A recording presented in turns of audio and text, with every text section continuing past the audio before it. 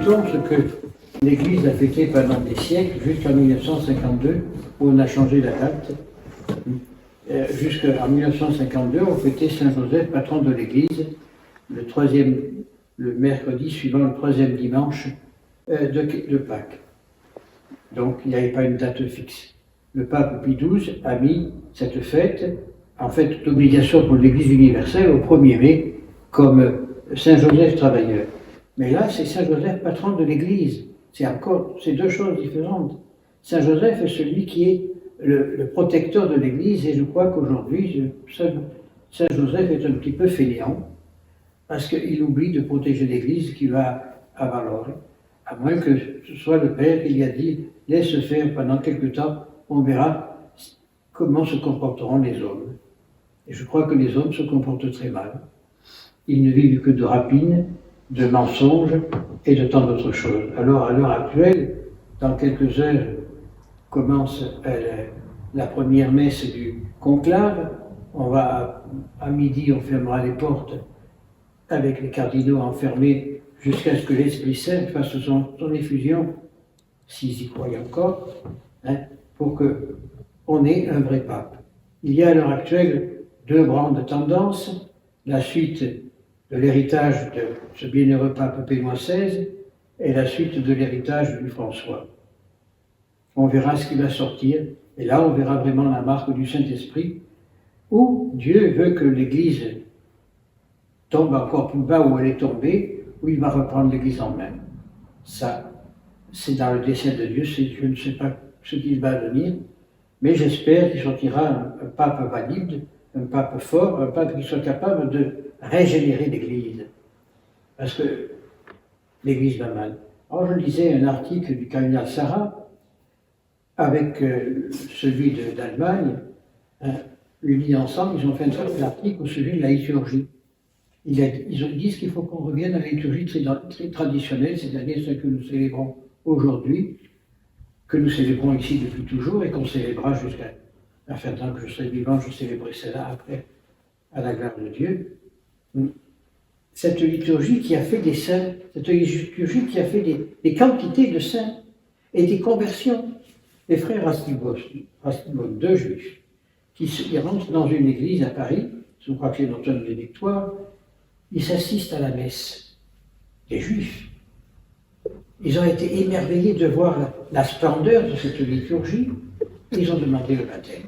Ils se sont convertis et ils ont fondé la congrégation des filles de Sion et des frères de Sion pour la conversion des Juifs. Et tant d'autres choses.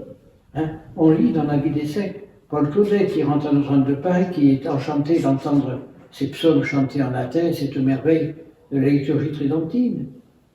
À l'heure actuelle, lorsqu'on rentre dans une église et qu'on assiste à la messe d'aujourd'hui, on assiste à un cirque. Alors, on tape des mains, on danse, on chante. Ce n'est pas la messe. La messe est pour un recueillement, pour que l'on puisse se recueillir et vraiment louer Dieu. À l'exemple de Saint Joseph, regardez Saint Joseph. Saint Joseph a vécu sous l'ombre de Marie. Saint Joseph qui est fiancé à Marie, on vient lui dire, tu sais, ta femme, elle est enceinte. Ma femme est enceinte, il commence à se poser des questions. Comment se fait-il qu'on n'a aucun rapport avec ensemble? Comment se fait-il qu'elle est enceinte? Elle m'a déjà trompé. Donc il réfléchit, il monte sur la terrasse de sa maison, il réfléchit en disant mais c'est pas possible, je ne peux pas épouser une femme qui me trompe avant le mariage. C'est pas vrai, c'est pas possible. Il réfléchit, il prie, il appelle au secours Dieu et Dieu lui envoie comme à Marie l'ange Gabriel. Et l'ange Gabriel dit à Saint Joseph exactement ce qu'il a dit à Marie. Ne t'inquiète pas. Elle a été couverte par le Saint-Esprit, elle va donner la mère au Sauveur. La réponse de Joseph est la même que Marie. Fiat. Que votre volonté se fasse en moi et à travers moi à tous vos enfants.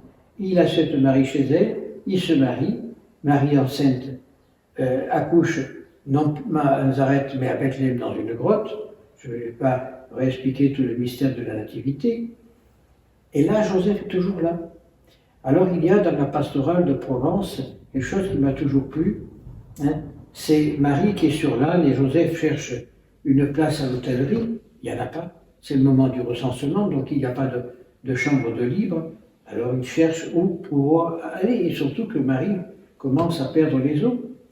Il voit une grotte, il y va, et Marie lui dit, « Ah, pauvre Joseph, je t'en fais faire beaucoup. Toi et notre enfant, on va te faire souffrir. » Et Joseph lui répond en provençal, « Fadade, j'ai le plus grand bonheur de porter dans mes bras la mère de Dieu. » Et c'est vrai.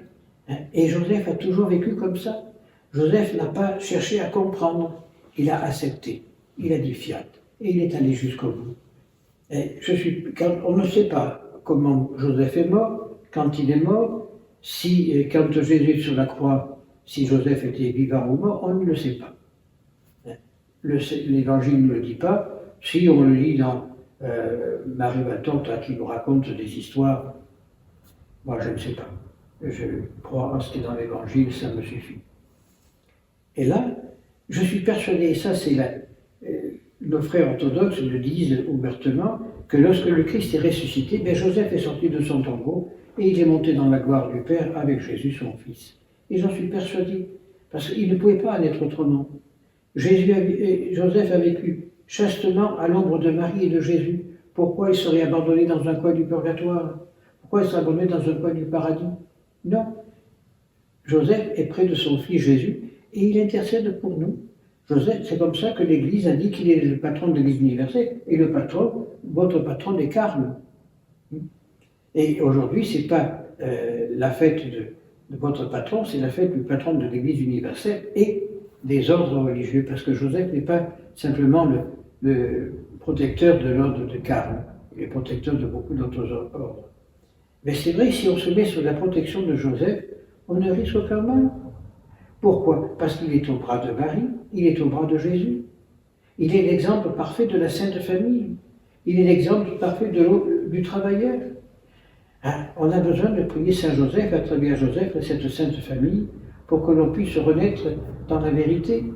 On n'a plus le sens de la famille aujourd'hui. Il n'y a plus de famille. Hein? Papa, maman travaillent, on met le gamin à l'école, à la garderie. Le gamin, il ne sait pas qui est papa, qui est maman. Il voit plus souvent la maîtresse ou la gardienne du centre aéré que ce qu'il voit ses parents.